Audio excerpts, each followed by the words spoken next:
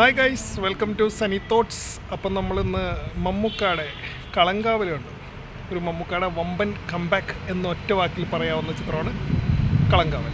Comeback എന്ന് പറയുമ്പോൾ നിങ്ങൾ ചോദിക്കും മമ്മൂക്കേനെ എവിടെ പോയി എന്ന് ചോദിക്കും. സംഭവം ശരിയാണ്, മമ്മൂക്ക എവിടെയും പോയിട്ടില്ല. പക്ഷേ ഈ വർഷം വന്ന മമ്മൂക്കയുടെ രണ്ട് പടങ്ങളും പരാജയങ്ങളായിരുന്നു. അപ്പോൾ ആ ഒരു ബോക്സ് ഓഫീസ് ഡള്ളിൽ നിന്ന് നമ്മുടെ പെർഫോമറായിട്ടുള്ള മമ്മൂക്കാനെ കാണാൻ കഴിഞ്ഞു എന്നുള്ളതാണ് ഏറ്റവും വലിയൊരു പോസ്റ്റ്. സിനിമ കംപ്ലീറ്റ്ലി ഒരു ന്യൂ കമ്മറായ ഡയറക്ടറിൻ്റെ പടമാണ്. ജിതിൻ എന്ന് പറയുന്ന ഒരു ന്യൂ കമ്മർ ഡയറക്ടറാണ്.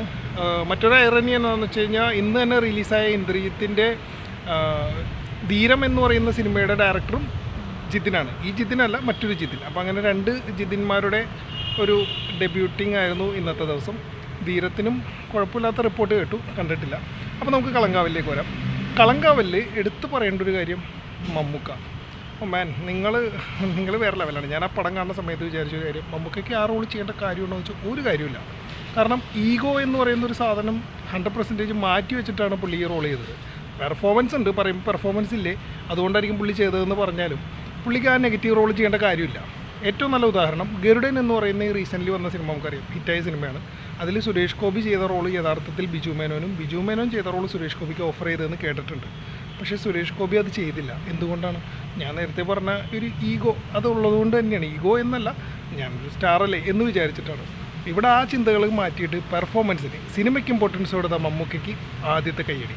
പിന്നെ വിനായകൻ ഞാൻ ഒരുത്തി എന്ന് പറയുന്ന സിനിമയിൽ വിനായകൻ പോലീസ് റോൾ ചെയ്തിരുന്നു. ആ ഒരു റേഞ്ച് പ്രതീക്ഷിച്ചിരുന്നു. പക്ഷേ ആ റേഞ്ചിലുള്ളൊരു ക്യാരക്ടറല്ല. ഇതിനകത്തൊരു ഇച്ചിരി പതിഞ്ഞ താളത്തിൽ പോകുന്നൊരു ക്യാരക്ടറായിട്ടാണ് അതിൽ പുള്ളി. എനിക്കൊരു ഇരട്ടപ്പേരുണ്ട്, ആ ഇരട്ടപ്പേരിനോട് നീതി പുലർത്തുന്ന ഒരു ക്യാരക്ടറാണ്.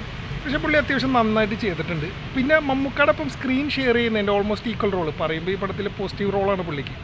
അത് ചെയ്യുന്നതിൻ്റെ ഒരു ചെറിയ ടെൻഷൻ പുള്ളിക്ക് ഇല്ലാതില്ല എന്ന് ഞാൻ പറയുന്നില്ല. പുള്ളിക്കൊരു നല്ല ടെൻഷൻ മമ്മൂക്കയുടെ കൂടെ സ്ക്രീൻ ഷെയർ ചെയ്യുന്നതിൻ്റെ ഉണ്ടായിരുന്നു.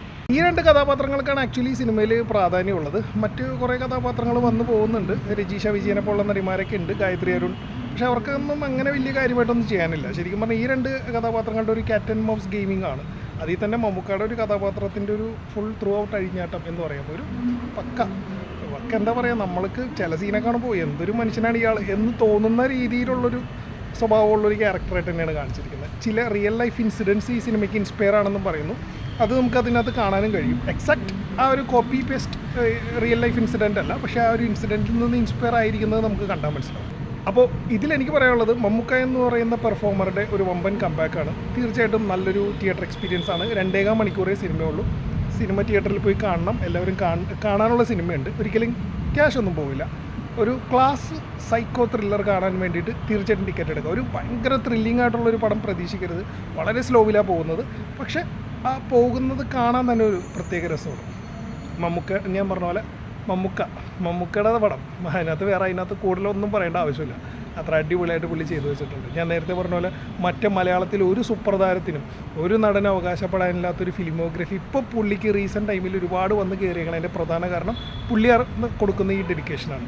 അതിന് വീണ്ടും എത്ര പറഞ്ഞാലും അഭിനന്ദിച്ചാലും അത് മതിയാവില്ല. അപ്പോൾ നേരത്തെ പറഞ്ഞ പോലെ ഒരു 100-ൽ നമുക്കൊരു 80-85% മാർക്ക് കൊടുക്കാവുന്ന നല്ലൊരു സിനിമയാണ് കളങ്കാവൽ.